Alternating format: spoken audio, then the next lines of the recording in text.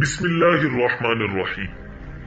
ناظرین، اس video series میں ہم آپ کو فتح مکہ کا عظیم الشان واقعہ قرآن و حدیث کی روشنی میں بتا رہے ہیں۔ واقعہ آغاز سے جاننے کے لیے دیکھیے اس ویڈیو سیریز کا پارٹ 1۔ قمری تاریخ کے مطابق 17 رمضان سن 8 ہجری اور شمسی تاریخ کے مطابق 7 جنوری 630 عیسوی جب اسلامی لشکر مکہ میں داخل ہونے کے لیے تیار ہوا تو حضور اقدس صلی اللہ علیہ وسلم کے حکم سے حضرت عباس رضی اللہ تعالی عنہ ابو سفیان بن حرب رضی اللہ تعالی عنہ کو لے کر لشکر کے راستے میں ایک پہاڑ کی گھاٹی پر کھڑے ہو گئے تاکہ وہ انہیں پورے لشکر کا نظارہ کرا سکے۔ تھوڑی دیر بعد اسلامی لشکر کے مختلف دستے اپنے اپنے قبائل کے پرچموں کے ساتھ ان کے سامنے سے گزرنے لگے۔ ابو سفیان رضی اللہ تعالی عنہ ہر دستے کو دیکھ کر پوچھتے، یہ کن کا دستہ ہے؟ حضرت عباس رضی اللہ تعالی عنہ قبیلے کا نام بتاتے تو ابو سفیان رضی اللہ تعالی عنہ کہتے، ان سے کیا غرض؟ آخر میں حضور اقدس صلی اللہ علیہ وسلم مہاجرین و انصار کے آہن پوش لشکر کے ساتھ تشریف لائے۔ حضرت عباس رضی اللہ تعالی عنہ نے ابو سفیان رضی اللہ تعالی عنہ کو بتایا تو وہ بولے، بھلا ان کا کون مقابلہ کر سکتا ہے؟ عباس، تمہارا بھتیجا تو بہت بڑا بادشاہ بن گیا ہے۔ حضرت عباس رضی اللہ تعالی عنہ بولے، اللہ کے بندے، یہ بادشاہت نہیں، نبوت ہے۔ ابو سفیان رضی اللہ تعالی عنہ اس کے بعد تیزی سے اہل مکہ کے پاس پہنچے اور اعلان کر دیا کہ جو میرے گھر میں آ جائے یا اپنے گھر میں بند ہو کر بیٹھ جائے یا حرم میں چلا جائے وہ مامون رہے گا۔ لوگوں نے اس پیشکش سے فائدہ اٹھانے میں دیر نہ لگائی، تاہم صفوان بن امیہ اور کچھ لوگوں نے اپنے طور پر مکہ میں داخل ہونے والے اس دستے سے مزاحمت کی جو حضرت خالد بن ولید رضی اللہ تعالی عنہ کی قیادت میں تھا۔ حضرت خالد رضی اللہ تعالی عنہ نے جوابی حملہ کیا تو چند لوگ مارے گئے اور باقی بھاگ کھڑے ہوئے۔ اس جھڑپ کے سوا امن و امان کے خلاف کوئی بات نہ ہوئی۔ حضور نبی اکرم صلی اللہ علیہ وسلم مکہ معظمہ میں داخل ہوئے تو گزشتہ زمانے کا ایک ایک منظر آپ کے سامنے تھا۔ یہی وہ سرزمین تھی جہاں آپ صلی اللہ علیہ وسلم پیدا ہوئے، پلے بڑے، عزت و احترام کے ساتھ جوانی گزاری، پھر منصب نبوت ملنے پر اس ذمہ داری کی ادائیگی کے لیے اٹھے اور پورے شہر کی دشمنی مول لی۔ قریش کا ایک ایک ظلم و ستم آپ کو یاد تھا، جس کی انتہا یہ ہوئی کہ آپ کو اپنے پیروکاروں کے ساتھ جلا وطنی پر مجبور ہونا پڑا۔ آج وہی شہر آپ کے سامنے سرنگوں تھا، مگر آپ صلی اللہ علیہ وسلم اتنی بڑی فتح کے باوجود دنیا کے دوسرے کسی فاتح کی طرح سرشاری اور فخر کی کیفیت میں نہیں تھے۔ آپ اللہ کے حضور میں عز و نیاز کی تصویر بنے ہوئے تھے۔ احساس شکر سے آپ کا سر مبارک سواری کی زمین سے لگا جاتا تھا۔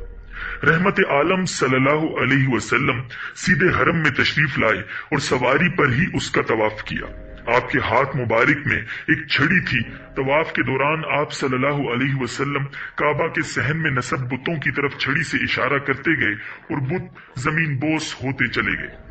اس وقت آپ صلی اللہ علیہ وسلم کی زبان مبارک پر یہ آیات تھی، جاء الحق وزهق الباطل ان الباطل كان زهوقا۔ حق آ گیا اور باطل مٹ گیا، بے شک باطل مٹنے کے لیے ہی ہے۔ اس کے بعد کعبہ کے کلید بردار عثمان بن طلحہ رضی اللہ تعالی عنہ سے چابیاں لے کر کعبہ کا دروازہ کھلوایا گیا۔ اندر دیواروں پر مشرکین کی بنائی ہوئی حضرت ابراہیم علیہ السلام اور فرشتوں کی تصاویر نظر آئیں۔ آپ کے حکم سے صحابہ نے تصاویر کو مٹا دیا۔ رحمت عالم صلی اللہ علیہ وسلم نے کعبہ کے اندر نماز ادا فرمائی۔ قریش کے لوگ کعبہ کے صحن میں جمع تھے۔ رحمت عالم صلی اللہ علیہ وسلم کعبہ کے دروازے پر کھڑے ہوئے اور مختصر سا خطبہ ارشاد فرمایا۔ خطبے کے بعد آپ صلی اللہ علیہ وسلم نے قریش کے سرداروں سے دریافت کیا، بتاؤ آج میں تم سے کیا سلوک کروں؟ سرداران قریش کو اپنا ایک ایک جرم یاد تھا، مگر وہ آپ صلی اللہ علیہ وسلم سے رحمت کی امید کر سکتے تھے۔ وہ التجا کے انداز میں بولے، بھلائی کا سلوک فرمائیے، آپ ایک مہربان بھائی اور مہربان بھائی کے فرزند ہیں۔ رحمت عالم صلی اللہ علیہ وسلم نے بڑی کشادہ دلی سے فرمایا، جاؤ تم سب آزاد ہو۔ قریش کے پرجوش جوانوں میں اب بھی کچھ ایسے تھے جنہیں اسلام لانے میں تردد تھا۔ मगर हकीकत से कब तक आंखें चुराई जा सकती हैं। फिर हुजूर सल्लल्लाहु अलैहि वसल्लम का हद से ज्यादा फयाजाना सुलूक भी उनके सामने था, इसलिए ज्यादा दिन नहीं गुजर पाए थे कि तकरीबन सब ही ईमान ले आए। उनमें से एक फजाला बिन उमैर थे जो नबी अकरम सल्लल्लाहु अलैहि वसल्लम पर कातिलाना हमले की नीयत से निकले थे।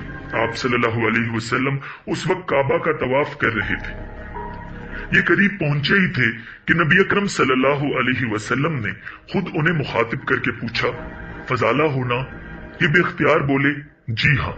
हुजूर अकरम सल्लल्लाहु अलैहि वसल्लम ने दरियाफ्त फरमाया, दिल में क्या सोच कर आए हो? ये घबरा कर बोले, जी कुछ नहीं। हुजूर अकरम सल्लल्लाहु अलैहि वसल्लम हंस दिए और फरमाया, अल्लाह से माफी मांगो। ये कहकर बड़ी शफकत से उनके सीने पर हाथ फेरा। उनका धड़कता हुआ दिल पुरसुकून हो गया, साथ ही जहनी कैफियत बिल्कुल बदल गई और हुजूर अकरम सल्लल्लाहु अलैहि वसल्लम की मोहब्बत इस शिद्दत से दिल में जागुजी हुई कि आपसे प्यारा कोई न रहा। इनमें अबू सुफियान बिन हर्ब रजी अल्लाह ताला अन्हु की बीवी हिंद बिनते उतबा भी थी, जिन्होंने शुरू में अपने शोहर के इस्लाम लाने पर उनसे सख्त झगड़ा किया था, मगर रात को जब हरम में इबादत करने वाले मुसलमानों की गिरियाउजारी सुनी तो उनके दिल ने गवाही दी कि ये लोग वाकई हकीकी माबूद की इबादत कर रहे हैं। चुनांचे वो इस्लाम ले आई। उनमें सफवान बिन उमैया भी थे, जिन्होंने मुसलमानों के मक्का में फातिहाना दाखिले के मौका पर मुसल्ला मजाहिमत की थी और इस कोशिश में नाकामी के बाद रंज, नफरत और गुस्से से बेकाबू होकर जद्दा की बंदरगाह की तरफ रवाना हो गए थे। उनके पुराने दोस्त उमैर बिन वहब रजी अल्लाह ताला अन्हु ने हुजूर अक़दस सल्लल्लाहु अलैहि वसल्लम से उनके लिए खुसूसी अमान हासिल की और उनके पीछे गए। इससे पहले कि सफवान किसी बहरी जहाज या कश्ती में सवार होते, उमैर बिन वहब रजी अल्लाह ताला अन्हु उन तक पहुंच गए और बोले, मेरे अजीज दोस्त, आ हजरत सल्लल्लाहु अलैहि वसल्लम की तरफ से तुम्हें अमान की खुशखबरी हो, अब खुद को हलाकत में मत डालो। सफवान ने खदशात का इजहार करते हुए कहा, मुझे कत्ल कर दिए जाने का खौफ है। हजरत उमैर रजी अल्लाह ताला अन्हु ने कहा, हुजूर सल्लल्लाहु अलैहि वसल्लम तुम्हारी सोच से कहीं ज्यादा बुलंद और ज्यादा मेहरबान है। गर्ज उमैर बिन वहब रजी अल्लाह ताला अन्हु सफवान को वापस लाने में कामयाब हो गए। सफवान खिदमत अक़दस में हाजिर हुए तो इस्लाम कबूल करने से पहले सोच विचार के लिए 2 माह की मोहलत तलब की। हुजूर अक़दस सल्लल्लाहु अलैहि वसल्लम ने 4 माह की मोहलत दे दी। सफवान गौर फिक्र करते रहे और आखिर ग़ज़वा हुनैन के बाद ईमान ले आए। नाज़रीन, अल्लाह का घर शिर्क की अलामात से पाक हो चुका था। हरम को तौहीद का मरकज होने का एहसास वापस मिल चुका था। कुरैश के बड़े बड़े रईस और इस्लाम की मुखालफत में पेश पेश रहने वाले आ हज़रत सल्लल्लाहु अलैहि वसल्लम की खिदमत में हाजिर हो होकर इस्लाम कबूल कर रहे थे। हुजूर अक़दस सल्लल्लाहु अलैहि वसल्लम अब अपने वतन मक्का वालों के भी सरदार थे। ऐसे में अगर यह ख्याल किया जाता कि हुजूर अक़दस सल्लल्लाहु अलैहि वसल्लम अब मक्का मुकर्रमा ही में क़याम फरमा लेंगे और उसको इस्लामी रियासत का मरकज करार दे देंगे तो कोई अजीब बात न थी। अंसार के कुछ लोग यही बातें कर रहे थे क्योंकि उनको मुसलसल ये धड़का लगा हुआ था। हुजूर सल्लल्लाहु अलैहि वसल्लम सफा पहाड़ी पर दुआओं में मसरूफ थे और अंसार की निगाहें आप सल्लल्लाहु अलैहि वसल्लम पर जमी हुई थी कि देखिए आप सल्लल्लाहु अलैहि वसल्लम इस मामले में क्या फैसला फरमाते हैं।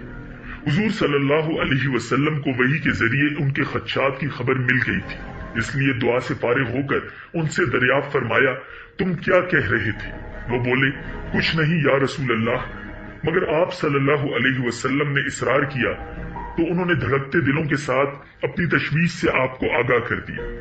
आप सल्लल्लाहु अलैहि वसल्लम अपने इन जानिसारों की हौसला शिकनी कैसे कर सकते थे? हुजूर अकरम सल्लल्लाहु अलैहि वसल्लम ने मोहब्बत की गर्मजोशी के साथ फरमाया, अल्लाह की पनाह, ऐसा नहीं हो सकता। अल महया महयाकुम वल ममातु ममातुकुम, यानी जीना मरना तुम्हारे साथ है।